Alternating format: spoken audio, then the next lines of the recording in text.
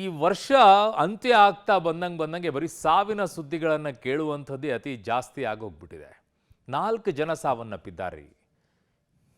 ಏನು ಮಾಡೋದು? ಪಾಪ ತಂದೆ ತಾಯಿಗಳ ಪರಿಸ್ಥಿತಿ ಏನಾಗಬೇಕು?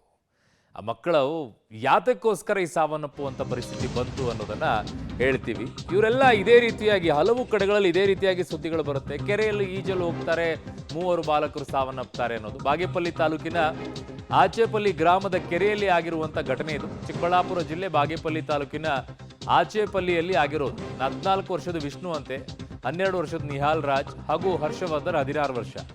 ದಸರಾ ರಜೆ ಕಾರಣ ಕೆರೆಗೆ ಈಜಲು ಹೋಗಿದ್ರಂತೆ ಈ ವಿದ್ಯಾರ್ಥಿಗಳು. ಈಜೋಕ್ ಬಾರದೆ ನೀರಿನಲ್ಲಿ ಮುಳುಗಿ ಸಾವನ್ನಪ್ಪಿದ್ದಾರೆ.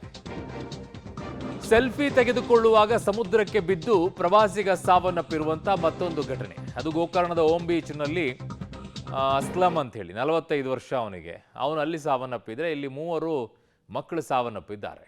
ಒಂದು 14 ವರ್ಷ, ಒಂದು 12 ವರ್ಷ, ಒಂದು 16 ವರ್ಷ. ಕೆಲವು ಕೆರೆಗಳು ಬಾಯಿ ತೆರ್ಕೊಂಡು ಕೂತಿರುತ್ತೆ ಸಾವಿಗೋಸ್ಕರನೇ. ಯಾಕಿಂತವೆಲ್ಲ ಮಾಡ್ತೀರಪ್ಪ, ಅರ್ಥನೇ ಆಗೋದಿಲ್ಲ. ಎಷ್ಟೇ ಘಟನೆಗಳು ನಡೆದ್ರೂ ಕೂಡ ಮಕ್ಕಳು ಈ ಥರ ಕೆರೆಯಲ್ಲಿ ಈಜಕ್ಕೆ ಹೋಗ್ತಾರೆ. ಆಮೇಲೆ ಅಪ್ಪ ಅಮ್ಮಂಗೆ ಹೇಳೋದಿಲ್ಲ. ಅವ್ರ ಪಾಡಿಗೆ ಅವ್ರು ಹೋಗ್ಬಿಟ್ಟು ಈ ಥರ ಆಗ್ಬಿಟ್ರೆ ಹೆಂಗೆ ಪರಿಸ್ಥಿತಿ? ಬೆಳೆದು ನಿಂತಿರುವಂಥ ಮಕ್ಕಳು ಪಾಪ.